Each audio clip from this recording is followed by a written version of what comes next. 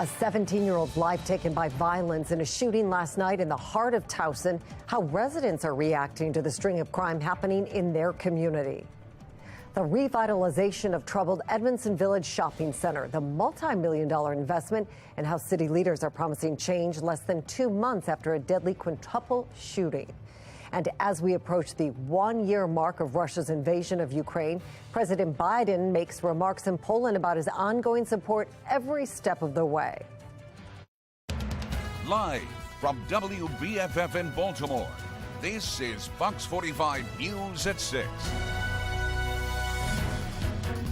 And good evening, everybody. I'm Mary Bubala. Thanks for staying with us. At this hour, the Baltimore County Council is about to start a legislative meeting after a 17-year-old boy was shot and killed near the Towson Circle last night. We've heard from residents who want elected leaders to take a stronger stance on crime in Towson. Last night's shooting, part of a recent string of violent incidents across Baltimore County. Community members say they've seen enough and it's time for change. Fox 45's Maxine Stryker has an update on the investigation. Well, that shooting happening right here along Delaware Avenue. We're just steps from the Towson Circle, and it comes after a string of recent crimes right here in this area. And it has many residents on edge, questioning where this crime is coming from and what's being done to stop it. In the heart of Towson Tuesday, no signs of violence or a young life lost. But last night, here along Delaware Avenue, police say 17-year-old Trayshawn Harmon was killed, shot multiple times. Video from the Citizen app shows the ambulance on the scene. Brian Lopez says his neighbor heard 5 shots. Once the shots happened, apparently there was an individual that walked over to the victim and looked at that victim and then walked away. Last Sunday, another shooting near the Towson Circle left one man injured. Hours later, police say a victim was stabbed multiple times along Chesapeake Avenue. And at the beginning of February, 3 victims were raped at gunpoint. Again, just steps from the Towson Circle. It's becoming a very unsafe place to live, and this is not what we expected living in Towson. On the WBALC4 and Brian Neiman show this morning. The heart of Towson, where there was another shooting last night. Baltimore County Executive Johnny Olszewski was asked about the recent crime and residents' concerns that their quiet community is being infiltrated despite more police on the streets. We've increased our presence. Again, we've also outfitted a lot of the community with cameras, so we have eyes in the Towson corridor pretty much everywhere at this point. Unfortunately, police cannot be everywhere at all times. Pastor James McEachin says he believes much of the violence in the area can be traced back to Baltimore City. Bring the aggression from city life to living into the county. We sent the following questions to Olszewski's office asking, we know the suspect arrested for the recent rapes had a Baltimore City address and stolen gun from the city. Do you think any of the other recent crime is coming from Baltimore City? And would you support hiring private security in downtown Towson to protect businesses and residents? Residents like Lopez, who are now questioning the safety of their daily routines. Even to take a walk outside with your dog becomes sort of a life or death situation that you don't expect living in Towson, but it's the realities of our world now. There has been no arrest made in the homicide from last night. If you have any information, you are urged to call Baltimore County Police or Metro Crime Stoppers. In Towson, Maxine Stryker, Fox 45 News. Our Jeff Abel, Press County Executive Johnny Olszewski on solutions before tonight's legislative meeting. Stay tuned for his report tonight on Fox 45 News at 10. Well, Baltimore County Police are launching a public safety campaign for Hyundai and Kia owners. The county initiative includes a steering wheel lock giveaway and assistance for owners with installing an update to improve the vehicle's threat protection. As the number of Kias and Hyundais targeted by thieves increases due to a failure in their anti-theft software. Upgrades began being rolled out and in the coming weeks. Well, the city of Baltimore is moving forward with plans to commit $9 million for the revitalization of the long-troubled Edmondson Village Shopping Center. Alexa Ashwell questioned city leaders on how they can ensure this money is a step toward change. Right now, the sale of the Edmondson Village Shopping Center is pending, and the future private owner has released plans for the new development. Some city leaders say contributing to this project is critical for the area. On North Avenue, the long-standing Edmondson Village Shopping Center has become a staple in the community, and not without its share of problems. The recent mass shooting that claimed the life of a 16-year-old high school student, open-air drug deals, fires, and empty storefronts, leading to collective calls for change. My name is Lanier Richardson. I'm the CEO of Chicago Trend. Real estate investment group Chicago Trend is poised to purchase the troubled property for more than $17 million. The CEO crowdfunding the project, and on this website providing rough renderings of the future Edmondson Village Shopping Center. Plans including the construction of a grocery store. You know, we've had a lot of violence in the Edmondson Village community, not only this year, but in years past. And, you know, there's been just long-term disinvestment along the corridor. And so I think it's a huge deal. Baltimore City Councilman Christopher Burnett, one of 6 members of the Ways and Means Committee to approve $9 million for the project. When questioned, Burnett saying the money can only be used to fund capital projects. How will you ensure this $9 million will be well spent? Well, I mean, we have, you know, there's audits, there's oversight that the finance department is in charge of, and so we make sure we're working with them to ensure it's, you know, that they're fiscally responsible with the city dollars and, you know, taxpayers' money. Millions of dollars for a plaza plagued with problems and a community desperate for change. Now, according to the developer's website, this sale should go through by April. As for the $9 million in funding from the city, it will now go to City Council for a full vote. Alexa Ashwell, Fox 45 News.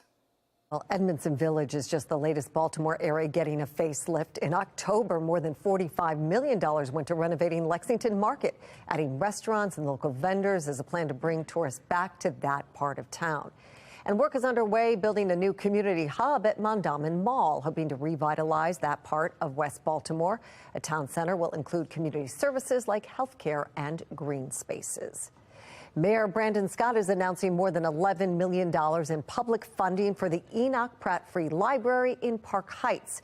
It's a cause affecting the mayor at a personal level, going back to his time as a student in Park Heights.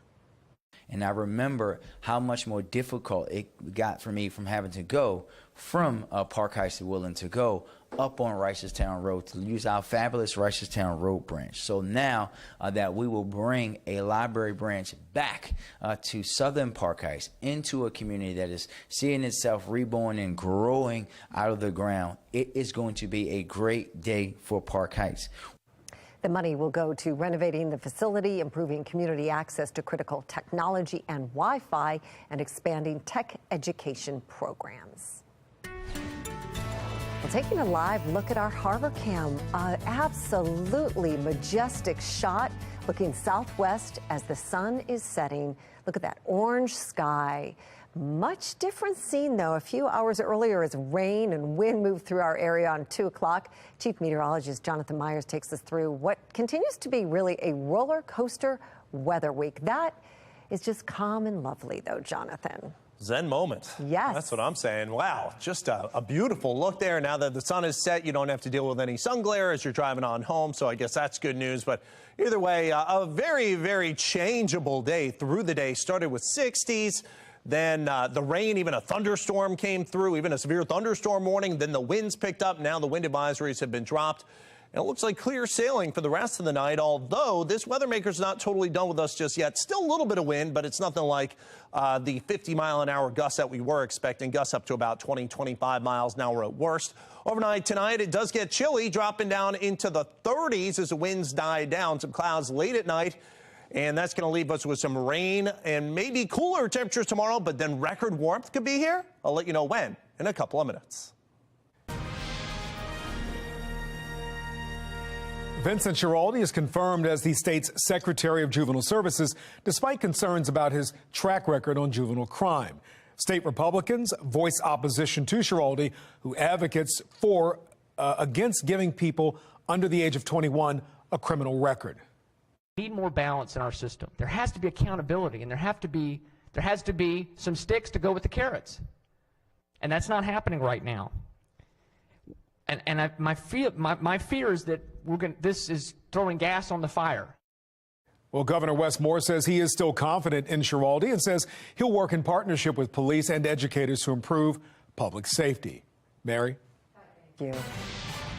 A federal court has dropped contempt of court charges against A. Scott Bolden, former attorney for Marilyn Mosby. He was facing criminal contempt for comments he made while representing the former city state's attorney. Last month, all 6 attorneys for the former state's attorney stepped down over conflict of interest concerns.